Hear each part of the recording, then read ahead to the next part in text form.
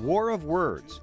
Why former Republican allies Mitt Romney and Donald Trump are now at odds. Supreme Court hot seat. The push to fill the vacancy on the High Court. Conservative heavyweights gather for CPAC. Guess what issues are dominating the political conversation? And Cardinal Pell's testimony concludes. His message for clergy sex abuse survivors. Those stories and more on EWTN News Nightly for Thursday, March 3rd, 2016.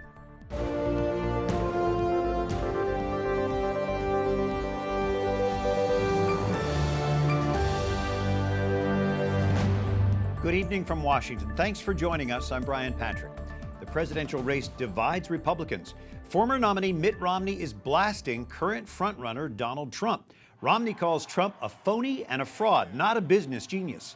Romney says his promises are worthless as a degree from Trump University. And let me put it very plainly. If we Republicans choose Donald Trump as our nominee, the prospects for a safe and prosperous future are greatly diminished. Trump says Romney begged for his endorsement during the 2012 presidential race. At that time, Romney called Trump's endorsement an honor and delight. Trump now claims he is the only candidate who could beat Hillary Clinton in the general election. He probably had a right to turn because nobody could have been nastier than me in getting him not to run by saying he's a joke artist. Trump will show up for tonight's Republican Fox News debate, even though Megyn Kelly is a moderator. He skipped the last debate on Fox News because of a tiff with Kelly, saying she treats him unfairly. With Dr. Ben Carson suspending his campaign, the debate field is narrowed to just 4. Senators Ted Cruz and Marco Rubio, Ohio Governor John Kasich, and billionaire businessman Donald Trump. Trump's claim that Cruz is ineligible to be president goes back or before a New York judge today. The Texas senator was born in Canada, but his mother is an American citizen. Most legal scholars agree that makes him a natural-born citizen as required under the Constitution. The matter has yet to be settled in court. Hillary Clinton and Bernie Sanders continue their fight for the Democratic nomination. Clinton has a commanding lead in delegates right now. The next primaries and caucuses are this weekend in Louisiana, Kansas, Kentucky, Maine, and Nebraska. Some of those include only one political party, with the other party voting later. Political issues dominate this week's conservative conference in Washington. We'll bring you team coverage from CPAC in just a moment. But first, other stories our EWTN News Nightly team is covering in today's world. Senate Democrats lash out at their Republican counterparts today. They're angry with GOP leadership for refusing to consider a Supreme Court nominee this year. Wyatt Goolsbee reports. Brian, House Democrats and Senate Democrats have joined together today. They want Republicans to review President Obama's nominee to replace the late Justice Antonin Scalia. Senate Majority Leader Mitch McConnell has rallied his party to block that process. He says he wants the American people to decide based on their pick for president. A new poll suggests the GOP leadership stance isn't going over well. The CNN ORC poll found that 58% of Americans say they would like to see President Obama nominate someone. 66% of people say the Senate should hold a hearing. Today, House Speaker Paul Ryan offered his opinion. The president has every right to put a nominee up. The Senate has every right not to consider a nominee. And there is a precedence involved here, especially we're already halfway through a presidential election. I think that makes sense, not acting on a nominee in the middle of a very contested open seat presidential election. Democrats disagree. They say it's the Senate's constitutional duty to proceed. Some of the potential nominees include D.C. Circuit Court judges Sri Srinivasan, Patricia Millett, and Merrick Garland.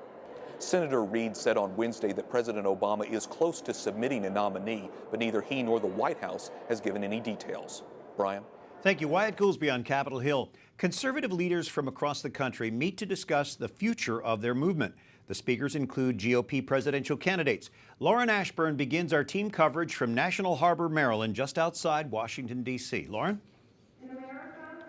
Brian, this evening we are in the ballroom where most of those presidential candidates will speak. Right now we're listening to the state of Arizona. Also will be panels about abortion and religious freedom. Many other topics that are near and dear to conservatives' hearts, but they are also here to have a little fun. Patriotism on display at the 4-day annual Conservative Political Action Conference. We're having a great time. From hungry babies sucking on President Obama heads to high-fashion red rhinestone heels and elephant skirts. and a surprise pop-up appearance by the leader emeritus. It's a packed political pundit fest. Along Radio and TV Row, wall-to-wall coverage of the convention panels. So far, Trump and Carson are only here in cardboard. Presidential candidates arrive tomorrow.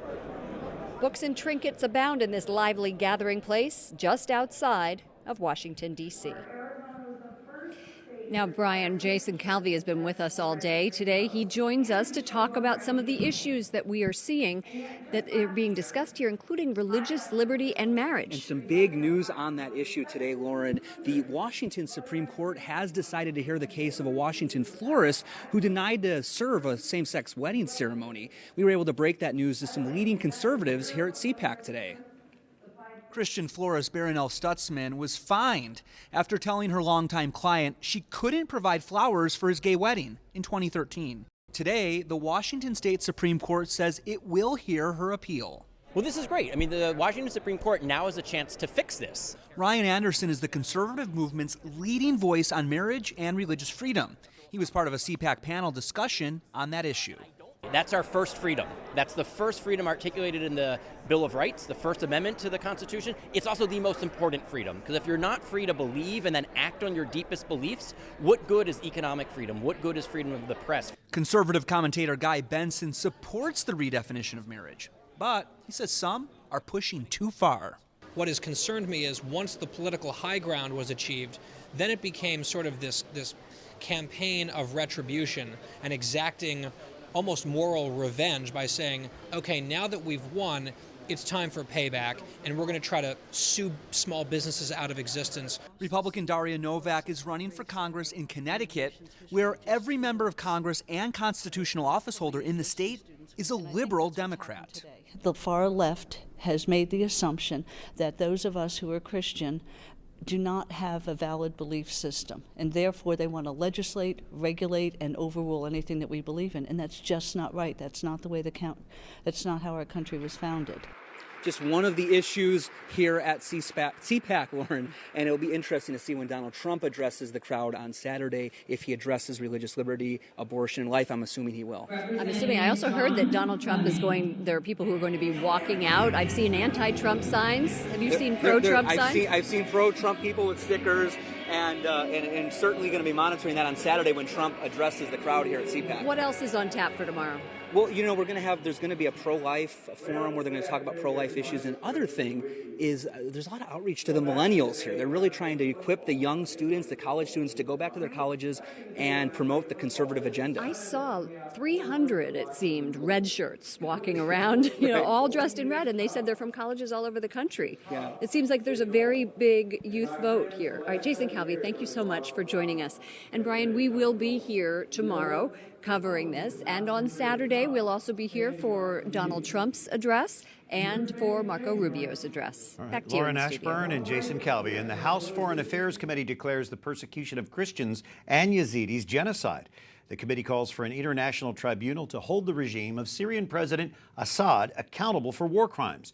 In 2 weeks, Secretary of State John Kerry must decide if the persecution of Middle Eastern Christians constitutes genocide.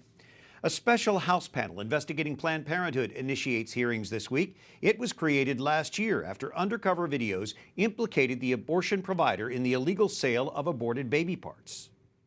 Tennessee Representative Marsha Blackburn chairs the Select Investigative Panel on Infant Lives. Representative Blackburn, some of the Democrats are saying that this panel could actually incite violence against abortion providers. How do you respond to that?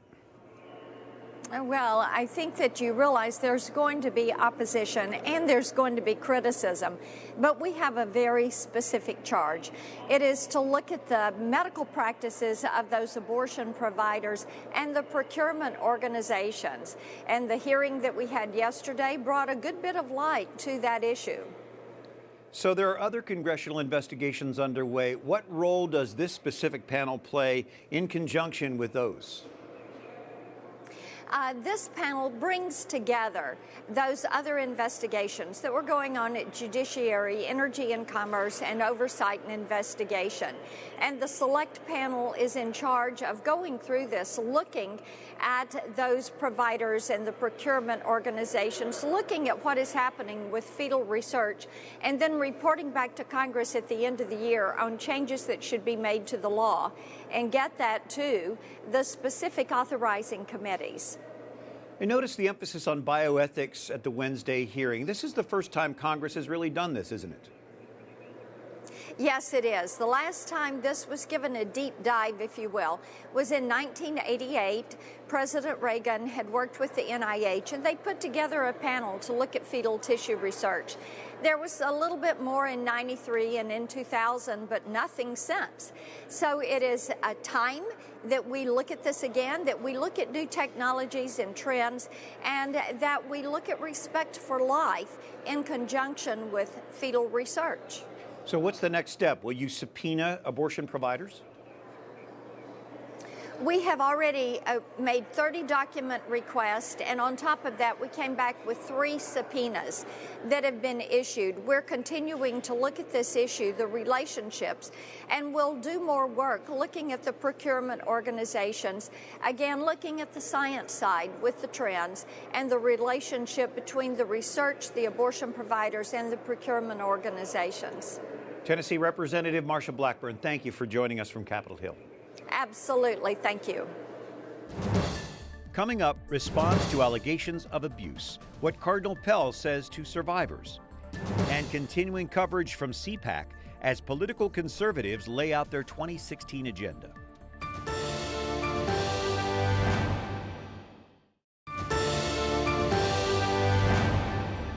Today, March 3rd, is the feast of St. Katharine Drexel. She used her Philadelphia family's fortune to found the Sisters of the Blessed Sacrament. Xavier University in New Orleans, the first U.S. college for African Americans, was established by her order in 1915. Thanks for joining us on this Thursday evening. I'm Brian Patrick. A top Vatican official vows to work to end the rash of suicides in his Australian hometown after the church sex abuse scandal. This comes after Cardinal George Pell's meeting with victims and acknowledging that he failed to act on an allegation decades ago. One suicide is too many. Too many. And there have been many such tragic suicides. I commit myself to working with the group to strive to stop this. Mary Shovlin joins us from Rome. Mary, the Australian Royal Commission is investigating cases from the 70s in a couple of dioceses where Cardinal Pell served at that time. Please summarize his final night of testimony.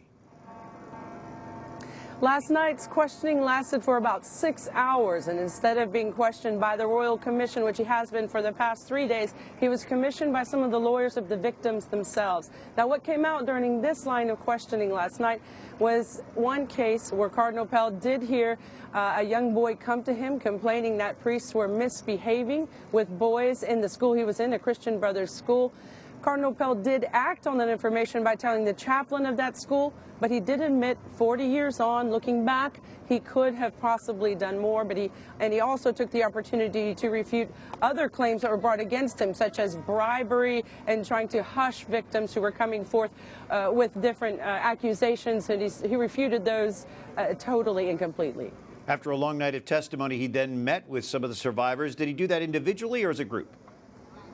Originally, they wanted to go in as a group. They didn't want to be split up into smaller groups. They felt it as some sort of a power struggle. But the Cardinal said you can come in as a group if you would like. And only about of the 24 that were here, about 24 victims who came, only about 12 of them went in to see him this morning. He met with one representative first on behalf of the group. He briefed the group on what they had talked about, and so then about 12 of them decided to go in and meet with the Cardinal for a meeting which was supposed to last 30 minutes and ended up lasting 60, after which, of course, Cardinal Pell came out and read a declaration about the results of their conversation. So what happens now, Mary? Basically, the Royal Commission has heard 4 nights of evidence from Cardinal Pell, which, again, he gave so voluntarily. He was not subpoenaed to do this. They're going to study his answers, his responses, and then after a few months, they will decide how to act, whether to refer this to a court there in Australia, whether to proceed with criminal proceedings. Mary Shovelin reporting from Rome. Thank you, Mary. Thank you, Brian. And some survivors also met with a member of Pope Francis's Sex Abuse Commission, among them David Risdale, who says the meeting was fruitful. We had an extremely good dialogue, and we were able to present some of our ideas for future, which were received very well. We feel the dialogue we've opened today could be extremely useful, and I think all 3 of us have been impressed and surprised by what we've learned. Risdale says he is not sure if Pope Francis will meet with him and other survivors who traveled to Rome. A former Hillary Clinton staffer accepts an offer of immunity from the Justice Department. The Washington Post reports Brian Pagliano, who helped set up her private email server, will cooperate now with the feds. The FBI has been trying to question him for months. A long review of Clinton's emails finally wrapped up this week. The probe will now focus on whether the information on her private server constitutes a crime. We go back now to CPAC 2016 just outside Washington. Our political director, Lauren Ashburn, is there with the chair of the American Conservative Union. Joining me is Matt Schlapp. He is the chairman of CPAC. Welcome. Great to be here. Thank you. Boy, we had a big day today in politics. Mitt Romney came out today in 3 minutes, eviscerated Donald Trump. What was that about? I don't understand it because he showed so much passion, so much energy. And a lot of us were wondering, why didn't we see that Mitt Romney in 2012? Right. We might not be in the problem we're in. That's right. Well, what was behind this, do you think? Are you seeing an anti-Trump movement here? Absolutely. I think we're seeing it in a lot of different ways, but you're especially seeing it in this D.C. bubble. Republicans in D.C. are very anti-Trump or they're very anti-Ted Cruz. And they're very worried about having one of these outsiders come in to the White House. Why? Well, I think there's a lot of reasons why. It's frightening to them that they won't have that same kind of influence over someone as they're used to having. And there's a reaction to the fact that Donald Trump he's controversial. Some people love him, other people do not. And he's beholden, it seems, to no one. That's right. So that plays into this fear That's part. right. But why now? Why the hashtag, no Trump or dump Trump? And why Romney now? What is it about it? It started with the National Review when they did the cover story where 22 leading conservatives, really great conservatives, said that, that Trump was unacceptable. And it's changed into this hashtag of never Trump.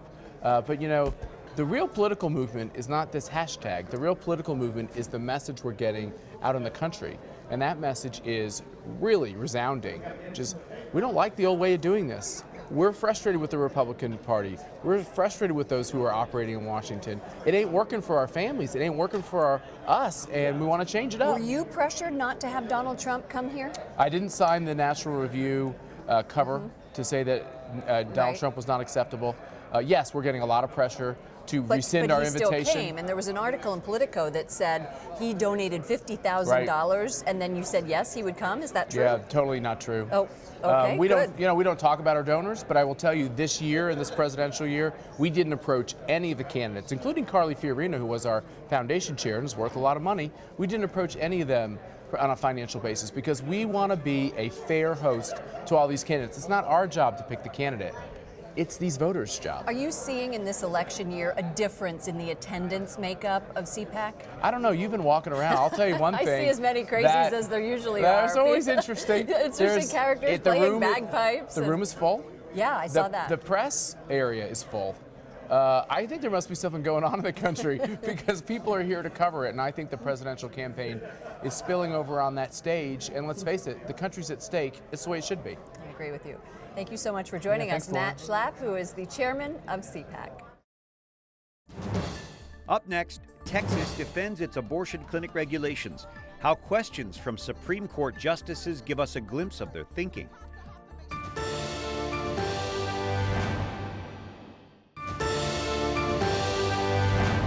Thanks for joining us this Thursday evening. I'm Brian Patrick. The arresting officer of a woman who later died in a Texas jail is fired. Trooper Brian Encina arrested Sandra Bland during a traffic stop last year for failing to use a turn signal. 3 days later, she was found dead in her Houston jail cell. Her death was ruled a suicide, but a grand jury indicted Encina on a perjury charge. They question his claim that he removed Bland from the car so he could conduct a safer traffic investigation. Encina can appeal his dismissal. Georgetown University defends a student group's invitation to Cecile Richards, president of Planned Parenthood. The nation's oldest Catholic university says student groups may invite any outside speakers and guests. Georgetown claims its Catholic identity has never been stronger, and it remains firmly committed to the sanctity and human dignity of every life at every stage. Richards runs the largest U.S. abortion provider. The student-run lecture fund invited her to speak on campus next month. That group tells EWTN the event will be private and will include a Q&A with Richards. A decision could come soon in a Louisiana abortion case similar to the case heard from Texas by the Supreme Court this week. It's good to have John Seago, Legislative Director for Texas Right to Life, with us. John, a law regulating abortion clinics in Texas is now in the hands of the Supreme Court. What did you get out of the questions asked in court as you were there yesterday? Yes, sir. Yesterday it was an enthusiastic conversation among the justices, and what I saw is that there are kind of clearly two sides.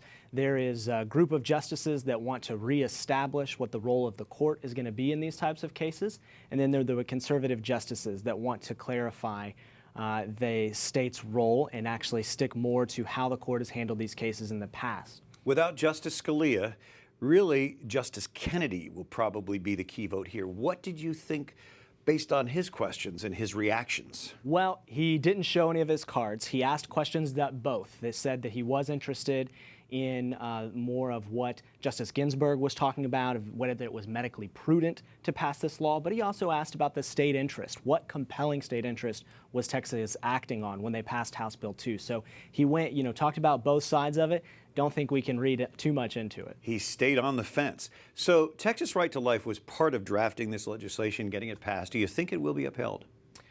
We were encouraged by the conversation we heard yesterday because we know what Texas was looking at, the evidence they were looking at, and that they have a state interest in passing House Bill 2 to protect women's health.